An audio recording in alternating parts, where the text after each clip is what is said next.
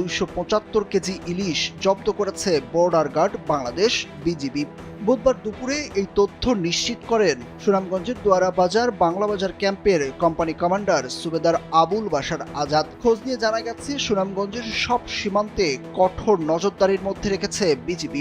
এরই ধারাবাহিকতায় অভিযানে ভারতে পাচারের সময় 275 কেজি বাংলাদেশি ইলিশ জব্দ করা হয়। ওই এলাকার সীমান্তের মেইন পিলার থেকে 200 গজ বাংলাদেশের অভ্যন্তরে ঘিলাতলি নামক স্থানে 11 বক্স ইলিশ মাছ জব্দ করা হয়, যার আনুমানিক বাজার মূল্য 5,50,000 টাকা। চোরাকারবিরা বিজিবির টহল দেখে মালামাল রেখে পালিয়ে যাওয়ায় অভিযানে কাউকে আটক করা সম্ভব হয়নি। বাংলাবাজার বিওপির বিশেষ টহল কমান্ডার সুবেদার মোহাম্মদ আবুল বাশার আজাদ বলেন, গোপন তথ্যের ভিত্তিতে তারা খবর পান খিলাতলি এলাকায় ইলিশ পাচার হচ্ছে।